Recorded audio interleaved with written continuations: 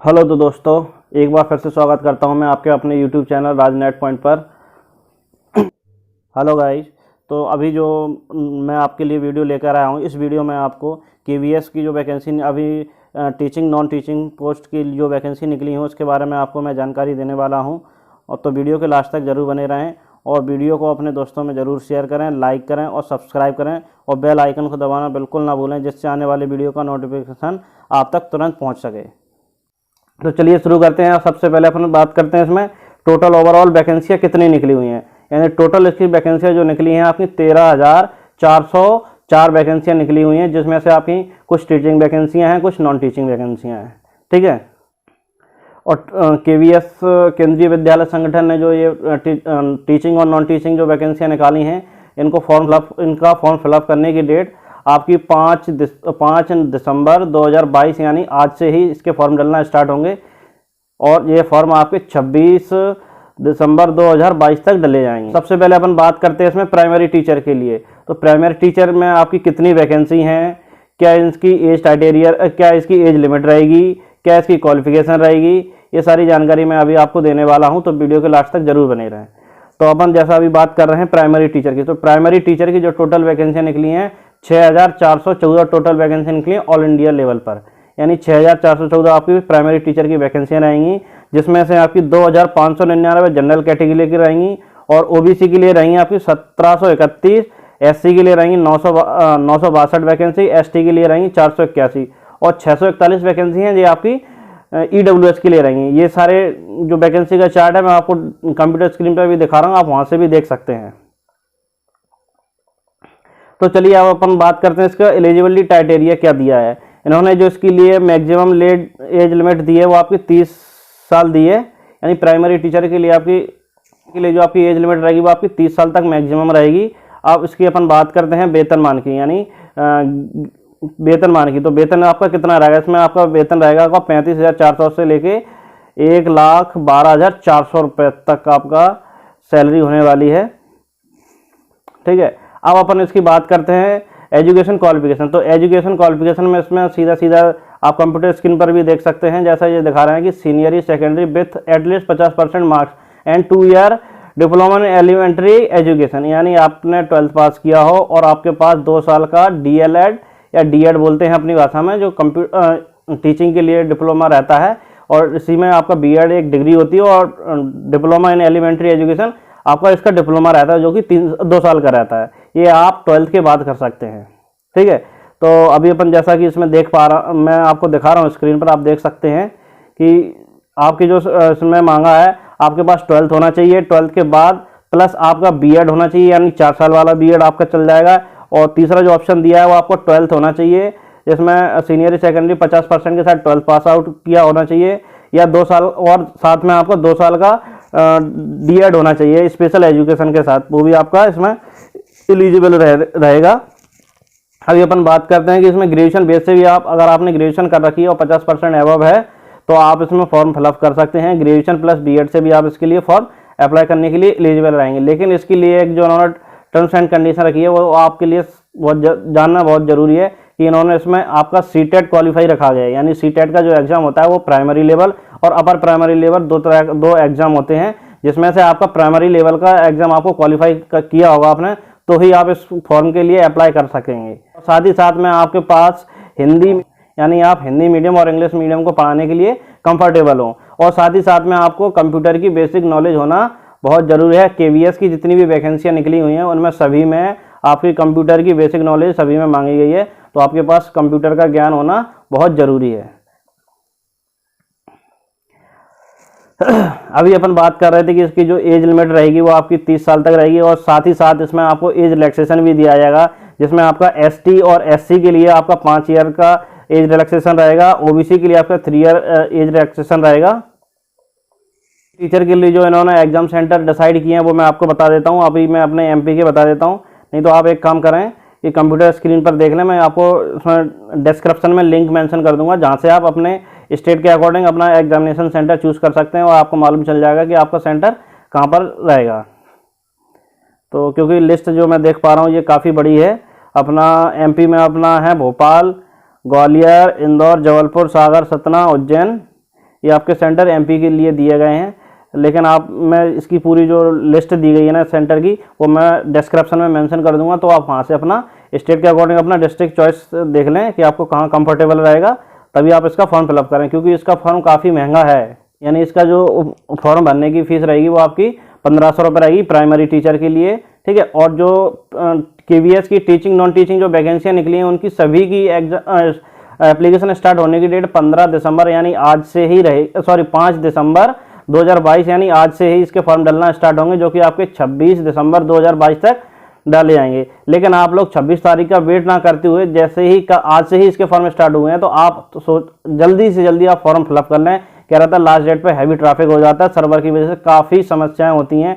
अभी एसएससी में ये भी हुआ है कि एसएससी में बहुत से कैंडिडेट रह गए हैं जिन लोगों ने फॉर्म अप्लाई नहीं कर पाए, क्योंकि जैसे ही वैकेंसी इंक्रीज हुई और तुरंत उस पर वेबसाइट पर हैवी लोड हो गया, जिसकी वजह से काफ़ी कैंडिडेट रह गए हैं जिन लोगों ने फॉर्म अप्लाई नहीं कर पाया है। अब अपन बात करते हैं कि इसमें केवीएस में टीचिंग नॉन टीचिंग में जो वैकेंसियाँ निकली हैं उनमें से आपकी आगे वैकेंसियाँ कौन कौन सी निकली हुई हैं और कितनी क्या वैकेंसी रहेंगी, ये मैं आपको कंप्यूटर स्क्रीन पर आप देखते चलिए, मैं आपको बताता चल रहा हूँ। जैसे कि अभी अब मैं देख पा रहा हूँ कि मैं आपको बता रहा हूँ, जैसे कि पहली जो वैकेंसी निकली आपकी असिस्टेंट कमिश्नर की वैकेंसी है, जिसकी टोटल वैकेंसी रहेंगी आपकी 52 रहेंगी, यानी 52 वैकेंसियाँ रहेंगी, जिसमें से आपकी जनरल के लिए 28 वैकेंसी, ओबीसी के लिए आपकी 14 वैकेंसी, एससी के लिए 7 वैकेंसी, एसटी के लिए 3 वैकेंसी और हैंडीकैप्ड के लिए 1 वैकेंसी रहेगी। तो गाइस अगर अपन एक एक वैकेंसी की बात करें तो ये वीडियो काफ़ी लंबा हो जाएगा, तो मैं आपको थोड़ा शॉर्ट में बता देता हूँ, जल्दी जल्दी बता रहा हूँ। अब नेक्स्ट पोस्ट जो आपकी है वो प्रिंसिपल की है। प्रिंसिपल के लिए टोटल वैकेंसियाँ निकली हैं 339, जिसमें जनरल के लिए 123, ओबीसी के लिए 64, एससी के लिए 35 और एसटी के लिए 17 वैकेंसी और हैंडीकैप के लिए आपकी 8 वैकेंसी रहेंगी, ठीक है। अब इसके बाद जो पोस्ट आती है वो आपकी होती है वाइस प्रिंसिपल की। वाइस प्रिंसिपल के लिए वैकेंसी दी गई है 203, इसमें जनरल कैटेगरी के लिए आपकी 104 रहेंगी, ओबीसी के लिए 54 रहेंगी, एससी के लिए आपके 30 रहेंगी, एसटी के लिए आपकी 15 वैकेंसी रहेंगी। इसके साथ में आपके हैंडीकैप्ड के लिए भी वैकेंसी दी गई है, आप स्क्रीन पर देख सकते हैं। अब अपन बात करते हैं पीजीटी टीचर के लिए, यानी पोस्ट ग्रेजुएट टीचर। इसमें आपकी सब्जेक्ट वाइज वैकेंसियाँ दी गई हैं। इसका चार्ट मैं आपको डिस्प्ले पर दिखा रहा हूँ, तो आप वहाँ से देख सकते हैं। मैं आपको इसमें जो ज़रूरी है वो चीज़ें मैं आपको बता देता हूँ, जैसा कि इसमें जो पीजीटी में जो वैकेंसियाँ निकली हैं वो आपके किस सब्जेक्ट के टीचर के लिए निकली हैं वो मैं आपको बता रहा हूँ। जैसा पहले आपका दिया है हिंदी जो सब्जेक्ट दिए गए हैं उसमें आपका हिंदी है, इंग्लिश है, फिजिक्स है, केमिस्ट्री है, मैथ है, बायोलॉजी है, हिस्ट्री है, जियोग्राफी है, इकोनॉमिक्स है, कॉमर्स है, कंप्यूटर साइंस एंड बायोटेक्नोलॉजी, यानी 12 सब्जेक्ट्स आप पीजीटी के अंडर में आप अप्लाई कर सकते हैं। और इसकी जो ओवरऑल वैकेंसियाँ दी गई हैं आपकी पीजीटी में दी हैं आपकी 1409 वैकेंसियाँ टोटल दी गई हैं। इनमें एससी, एसटी और आपकी हिंदी, इंग्लिश सभी सब्जेक्टों के मिला के टोटल वैकेंसियाँ आपकी 1409 वैकेंसियाँ दी गई हैं, जैसा कि आप कंप्यूटर स्क्रीन पर देख रहे हैं।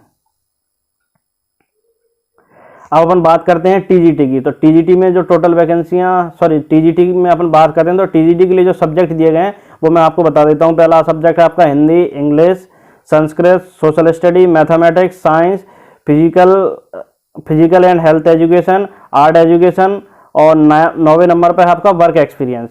यानी आपके इसमें 9 सब्जेक्ट से आपने 9 सब्जेक्ट रहेंगे टीजीटी के लिए। इसमें टोटल वैकेंसियाँ आपकी दी हैं 3174, जैसा कि आप डिस्प्ले पर देख रहे हैं। मैं इसका चार्ट आपको डिस्प्ले पर पूरा दिखा रहा हूं, तो आप वहां से सारी इसकी इन्फॉर्मेशन ले सकते हैं कि किस सब्जेक्ट से किस कैटेगरी में कितनी वैकेंसियाँ दी गई हैं, ठीक है। अब अपन बात करते हैं इसमें लाइब्रेरियन की। तो लाइब्रेरियन की जो टोटल ओवरऑल वैकेंसियाँ दी गई हैं आपकी वो 355 दी गई हैं। और चार्ट आप साथ में देखते चलिए, जिसमें एससी, एसटी, ओबीसी सभी के लिए जो दी गई हैं वैकेंसियाँ वो आपको दिख जाएंगी इसमें। और इसके बाद आता है आपका प्राइमरी टीचर म्यूजिक में आपकी जो दी गई हैं टोटल वैकेंसियाँ दी हैं आपकी 303 दी गई हैं, जिसमें आपकी जनरल कैटेगरी के लिए 124 रहेंगी, ओबीसी के लिए आपके 81 रहेंगी, एससी के लिए 46, एसटी के लिए आपकी 22 और ईडब्ल्यूएस के लिए 30 वैकेंसियाँ। इसके बाद आता है आपका फाइनेंशियल ऑफिसर। इसमें फाइनेंशियल ऑफिसर की टोटल वैकेंसी 6 दी गई हैं। असिस्टेंट इंजीनियर सिविल, यानी सिविल से जिन लोगों ने इंजीनियरिंग कर रखी है, बीई बीटेक कर रखा है, वो लोग उसके लिए एलिजिबल रहेंगे। तो इसकी टोटल वैकेंसी दी है इन्होंने 2 वैकेंसी, जिसमें से 2 वैकेंसी सिर्फ आपकी एक एससी की रहेगी और एक जनरल कैटेगरी के लिए रहेगी। उसके बाद आता है आपका असिस्टेंट सेक्शन ऑफिसर, यानी असिस्टेंट सेक्शन ऑफिसर में आपकी टोटल वैकेंसियाँ रहेंगी 156। ठीक है। उसके बाद आपका आता है आपका हिंदी ट्रांसलेटर। हिंदी ट्रांसलेटर में आपकी टोटल वैकेंसी रहेंगी 11। सीनियर, उसके बाद है आपका सीनियर सेक्रेटरी असिस्टेंट, जिसमें आपकी टोटल वैकेंसी रहेंगी 322। उसके बाद आपका आता है जूनियर सेक्रेटरी असिस्टेंट, इसमें आपकी टोटल वैकेंसी रहेंगी 702। उसके बाद आपका आता है स्टेनोग्राफर ग्रेड 2। स्टेनोग्राफर ग्रेड 2 में टोटल वैकेंसी रहेंगी आपकी 54। आप साथ में डिस्प्ले पर देखते चले, मैं आपको डिस्प्ले पर दिखाता जा रहा हूँ। हाँ तो दोस्तों ये तो बात हुई अभी वैकेंसी के बारे में। अब मैं आपको दिखा रहा हूँ कि किस पोस्ट पे आपको क्या क्वालिफिकेशन चाहिए और उसकी कितनी एज लिमिट रहेगी और उसमें एक्सपीरियंस कितना चाहिए। ठीक है, ये सारी जानकारी मैं अभी आपको दे रहा हूँ। तो सबसे पहले अपन बात करते हैं असिस्टेंट कमिश्नर की। इसमें असिस्टेंट कमिश्नर की मैक्सिमम एज आपकी 50 साल रहेगी। असिस्टेंट कमिश्नर की एज आपकी 50 साल रहेगी। आप कंप्यूटर स्क्रीन पर देखें और उसमें जो आपकी क्वालिफिकेशन दी गई है, एकेडमिक क्वालिफिकेशन में आपके पास मास्टर होना चाहिए, वो 45% से, और साथ में आपके पास बीएड की डिग्री होना चाहिए। ठीक है, उसके बाद आपके पास एक्सपीरियंस होना चाहिए। एक्सपीरियंस कम से कम आपके पास 3 साल का एक्सपीरियंस होना चाहिए। जिस पोस्ट के लिए आप अप्लाई कर रहे हैं उस पोस्ट से रिलेटेड आपके पास 3 साल का एक्सपीरियंस होना चाहिए। और जैसा कि मैंने अभी आपको सभी लोगों को बताया है कि केवीएस में जितनी भी सारी वैकेंसी निकली हैं उसमें कंप्यूटर्स का सभी में कंपलसरी, यानी कंप्यूटर की बेसिक नॉलेज होना आपको बहुत ज़रूरी है। अब अपन बात करते हैं प्रिंसिपल पोस्ट के लिए। तो प्रिंसिपल पोस्ट के लिए जो क्वालिफिकेशन दी गई है वो आपकी मास्टर मांगी है, 45% होनी चाहिए मिनिमम, और आपकी जो इसमें बीएड रहेगा और बीएड के साथ में आपको बीएड रहेगा और इसके साथ ही आपको इसमें एक्सपीरियंस होना चाहिए। तो एक्सपीरियंस इन्होंने कितना मांगा है, इसमें एक्सपीरियंस इन्होंने कम से कम 5 ईयर एक्सपीरियंस टीजीटी की पोस्ट पर होना चाहिए या 2 साल का आपका वाइस प्रिंसिपल की पोस्ट पर होना चाहिए। ठीक है, ये चार्ट मैं आपको दिखा दे रहा हूँ, इसमें काफ़ी चीज़ें दी गई हैं। एक एक चीज़ तो अपन बता नहीं सकते, क्योंकि अगर अपन बताने के लिए बैठेंगे तो वीडियो काफ़ी लंबा हो जाएगा। उसके बाद अपन देखते हैं वाइस प्रिंसिपल के लिए। तो वाइस प्रिंसिपल के लिए इन्होंने जो मांगा है वो उसमें मास्टर डिग्री प्लस आपके पास बीएड होना चाहिए और साथ ही साथ आपके पास 2 साल का एक्सपीरियंस भी होना चाहिए। ठीक है, अब अपन बात करते हैं पीजीटी की। यानी पीजीटी के जो आपके सब्जेक्ट दिए गए थे, 12 सब्जेक्ट जो दिए गए थे, उन सभी के लिए आपकी क्या क्वालिफिकेशन चाहिए। तो पीजीटी के लिए आपकी जो क्वालिफिकेशन चाहिए, आपके पास मास्टर डिग्री होना चाहिए। जिस सब्जेक्ट से आप अप्लाई कर रहे हैं उस सब्जेक्ट में आपके पास मास्टर डिग्री होना चाहिए। जैसे आप हिंदी से कर रहे हैं तो हिंदी से आपके पास एमए हिंदी से होना चाहिए, और हिंदी और आप फिजिक्स से कर रहे हैं तो आपके पास बीएससी फिजिक्स से होना चाहिए, सॉरी एमएससी आपके पास फिजिक्स होना, यानी मास्टर डिग्री आपकी रिलेटेड सब्जेक्ट से होना ही चाहिए। ठीक है, और जो आपकी मास्टर डिग्री रहेगी उसमें आपकी परसेंटेज 50% होनी ही चाहिए, तभी आप इसके फॉर्म के लिए एलिजिबल रहेंगे। अभी इसमें जो कॉमर्स के लिए दिया गया है तो पीजीटी में उसमें आपका एमकॉम किया होना चाहिए, यानी मास्टर डिग्री आपकी सभी में मांगी गई है। सब्जेक्ट से रिलेटेड आपके पास मास्टर डिग्री होना चाहिए। आप कंप्यूटर स्क्रीन पर देखें, मैं आपको धीरे धीरे करके सब दिखाता जा रहा हूँ इसमें। और इसके साथ ही साथ आपके पास बीएड डिग्री भी होना चाहिए। बीएड डिग्री होना चाहिए, इसमें डिप्लोमा नहीं चलेगा, आपका डीएड नहीं चलेगा, ओनली बीएड चलेगा। ठीक है, और साथ ही साथ में आप हिंदी मीडियम और इंग्लिश मीडियम को पढ़ाने के लिए कंफर्टेबल हो। अब अपन बात करते हैं पीजीटी टीचर कंप्यूटर साइंस। यानी पीजीटी टीचर कंप्यूटर साइंस से ही आपको मालूम चल रहा है कि इसमें आपका कंप्यूटर से रिलेटेड डिग्री होनी चाहिए। यानी आपके पास बीटेक होगा या आईटी हो, वो भी कंप्यूटर साइंस से, तो आप इसका फॉर्म फिलअप कर सकते हैं। एमएससी आपकी कंप्यूटर साइंस से, तो भी आप फिलअप कर सकते हैं। एमएससी है तो आप एमसीए भी आपने किया है तो आप इसका फॉर्म फिलअप कर सकते हैं। और आपने अगर बीएससी कंप्यूटर साइंस से किया है तो भी आप इसका फॉर्म फिलअप कर सकते हैं। साथ ही साथ आपको हिंदी मीडियम और इंग्लिश मीडियम पढ़ाने के लिए कंफर्टेबल होना चाहिए।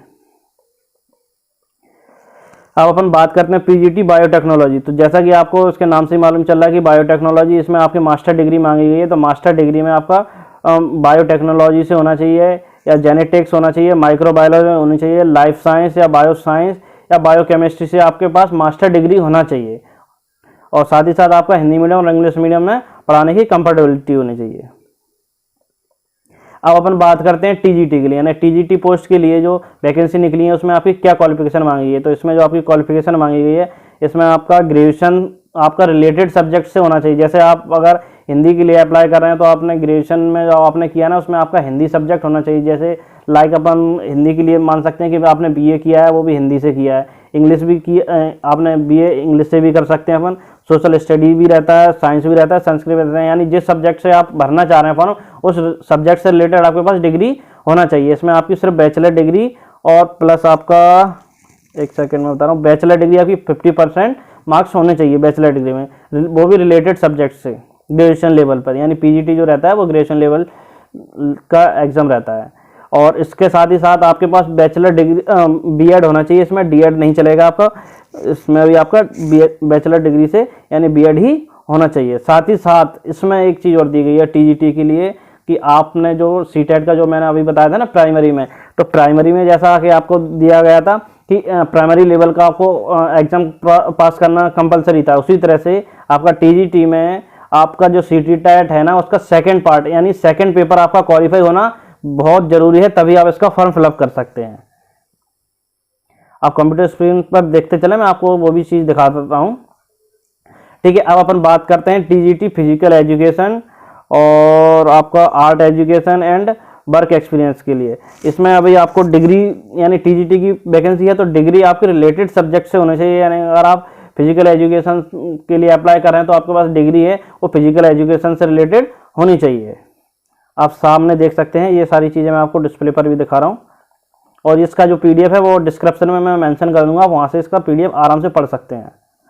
उसके बाद आता है आपका लाइब्रेरियन। तो लाइब्रेरियन के लिए आपके पास टीजीटी की पोस्ट निकली है यानी लाइब्रेरियन की है, तो यानी बैचलर डिग्री आपके पास लाइब्रेरी साइंस होना चाहिए, ग्रेजुएट या फिर आपने ग्रेजुएशन किया हो और 1 ईयर 2 ईयर का आपके पास लाइब्रेरी साइंस में डिप्लोमा होना चाहिए, और working knowledge of Hindi medium और इंग्लिश मीडियम यानी दोनों मीडियम से आप टीचर पढ़ाने के लिए एलिजिबल हो।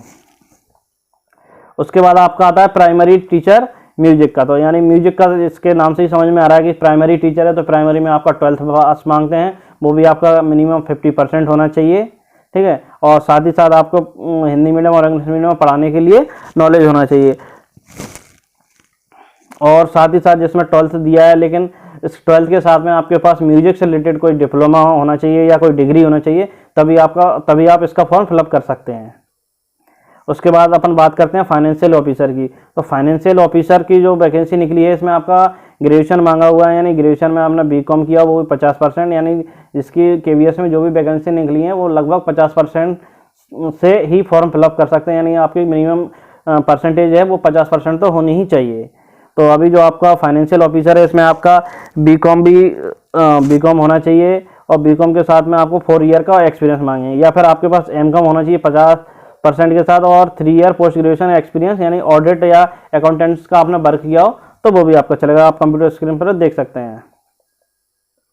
उसके बाद अपन बात करते हैं असिस्टेंट इंजीनियर सिविल की।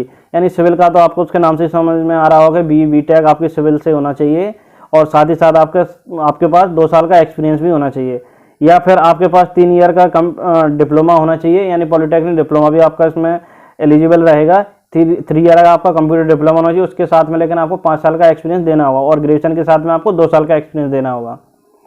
उसके बाद आते हैं अपन असिस्टेंट सेक्शन ऑफिसर के लिए। तो असिस्टेंट सेक्शन ऑफिसर के लिए जो क्वालिफिकेशन दी गई है, आपके पास ग्रेजुएशन होना चाहिए प्लस आपके पास 3 ईयर एक्सपीरियंस होना चाहिए यूडीसी एंड सेंट्रल गवर्नमेंट, यानी आप असिस्टेंट के लिए अप्लाई कर रहे हैं तो 3 ईयर का एक्सपीरियंस आपके पास असिस्टेंट का होना चाहिए। उसके बाद अपन बात करते हैं हिंदी ट्रांसलेटर के लिए। तो हिंदी ट्रांसलेटर में आपका जो मांगा है मास्टर डिग्री होना चाहिए, किसी भी यूनिवर्सिटी से चलेगा, आपका रिकॉग्नाइज यूनिवर्सिटी से हिंदी या इंग्लिश में कंपलसरी सब्जेक्ट आपके पास होना चाहिए। ठीक है, आप इसके डिस्प्ले पर देख सकते हैं, वो सारी इन्फॉर्मेशन मैं आपको दिखाता जा रहा हूँ, डिस्प्ले पर भी देखते रहें। अभी अपन आप बात करते हैं सीनियर सेक्रेटरी असिस्टेंट के लिए। तो सीनियर सेक्रेटरी असिस्टेंट में जो आपकी क्वालिफिकेशन मांगी है वो ग्रेजुएट लेवल का, या आपका ग्रेजुएट लेवल होना चाहिए आपके पास, प्लस आपके पास 3 ईयर का एक्सपीरियंस होना, यानी आपने सीनियर सेक्रेटरी असिस्टेंट के लिए अगर आप अप्लाई कर रहे हैं तो आपके पास ग्रेजुएशन होना चाहिए, और साथ ही साथ आपके पास 3 साल का एक्सपीरियंस भी होना चाहिए। उसके बाद अपन बात करते हैं स्टेनोग्राफर ग्रेड 2 की। यानी स्टेनोग्राफर ग्रेड 2 में आपके पास इन्होंने सिर्फ 12th मांगा है, और इसके साथ में आपकी स्टेनो की जो स्पीड आनी चाहिए वो 10 मिनट तक आपको टाइपिंग करवाई जाएगी, वो भी 80 वर्ड PM की आपकी स्पीड आनी चाहिए। और जूनियर सेक्रेटरी असिस्टेंट की जो जगह निकली है इसमें आपका 12th मांगा है, साथ ही साथ आपका हिंदी और इंग्लिश का टाइपिंग मांगे, जिसमें आपकी इंग्लिश टाइपिंग 35 वर्ड PM होनी चाहिए और हिंदी टाइपिंग आपकी 30 वर्ड PM होनी चाहिए। साथ ही साथ आपको वर्किंग नॉलेज ऑफ हिंदी, यानी हिंदी की अच्छी खासी नॉलेज होनी चाहिए, और साथ में आपका कंप्यूटर की नॉलेज होनी चाहिए। और जैसा कि अभी मैंने आपको बताया था कि इसके सिर्फ 2 ही प्रोसेस हैं, आपका रिटर्न क्वालिफाई करना है, उसके बाद आपका इंटरव्यू होगा। उसके बाद आप भी, अब मैं आपको बता देता हूँ कि इसमें आपकी जो फीस रहेगी वो आपकी कितनी रहेगी। तो आपकी असिस्टेंट कमिश्नर, प्रिंसिपल और वाइस प्रिंसिपल के लिए फीस रहेगी 2300 रुपये, और financial officer, assistant engineer civil, TGT, PGT, librarian, PRT music और assistant section officer Hindi translator, इन सभी के लिए आपकी फीस जो रहेगी वो 1500 रुपये रहेगी। उसके बाद आपका रह जाता है senior secretary assistant, stenographer grade 2 और जूनियर सेक्रेटरी असिस्टेंट, इसमें आपकी फीस रहेगी आपकी 1200 रुपये। हम बात कर लेते हैं अब आपकी असिस्टेंट कमिश्नर के लिए। तो सबसे पहले अपन इसमें बात करते हैं एज लिमिट के लिए। तो एज लिमिट जो आपकी दी जाएगी, आपकी मैक्सिमम असिस्टेंट कमिश्नर के लिए जो एज रहेगी आपकी 50 साल रहेगी, और प्रिंसिपल के लिए आपकी जो एज लिमिट रहेगी वो आपकी 35 साल से 50 साल तक रहेगी। वाइस प्रिंसिपल के लिए जो एज लिमिट रहेगी वो 35 साल से आपकी 45 साल रहेगी, और पीजीटी के लिए आपकी जो एज लिमिट रहेगी वो मैक्सिमम लिमिट आपकी 40 साल रहेगी। ठीक है, अभी जो मैं सिर्फ आपको एज लिमिट बता रहा हूँ सभी की। हाँ, अब अपन बात करते हैं इसमें टीजीटी के लिए जो आपकी एज लिमिट रहेगी वो आपकी अपर लिमिट, यानी आपकी 35 साल तक आपकी टीजीटी में मैक्सिमम एज ले रहे हैं। यानी आपकी जो टीजीटी के लिए जो एज लिमिट रहेगी वो आपको 35 साल मैक्सिमम रहेगी। लाइब्रेरियन में भी आपकी एज लिमिट आपकी 35 साल रहेगी, और प्राइमरी टीचर म्यूजिक में आपकी एज, आपकी मैक्सिमम एज रहेगी वो आपकी 30 साल रहेगी। और फाइनेंशियल ऑफिसर में जो आपकी एज लिमिट रहेगी वो आपकी 35 साल रहेगी। असिस्टेंट इंजीनियर सिविल में आपकी एज रहेगी वो आपकी मैक्सिमम 35 साल रहेगी। असिस्टेंट सेक्शन ऑफिसर में आपकी एज लिमिट आपकी 35 साल रहेगी। हिंदी ट्रांसलेटर में आपकी एज आपकी 35 साल रहेगी। सीनियर सेक्रेटरी असिस्टेंट, यानी सीनियर सेक्रेटरी असिस्टेंट की जो पोस्ट है उसमें आपकी एज लिमिट आपकी मैक्सिमम 30 साल तक रहेगी। स्टेनोग्राफर ग्रेड 2 में आपकी 27 साल मैक्सिमम रहेगा।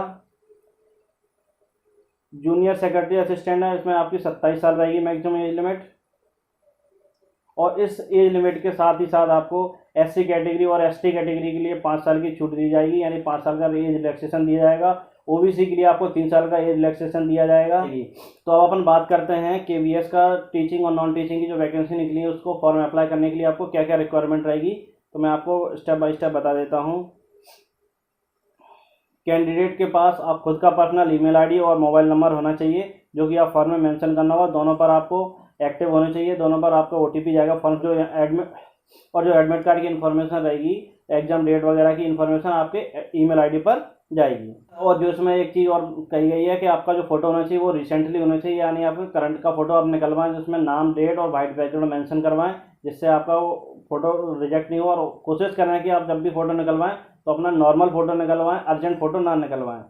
तो अभी अपन बात कर रहे थे कि आपका इसको फॉर्म भरने के लिए क्या क्या डॉक्यूमेंट रिक्वायरमेंट रहेगी।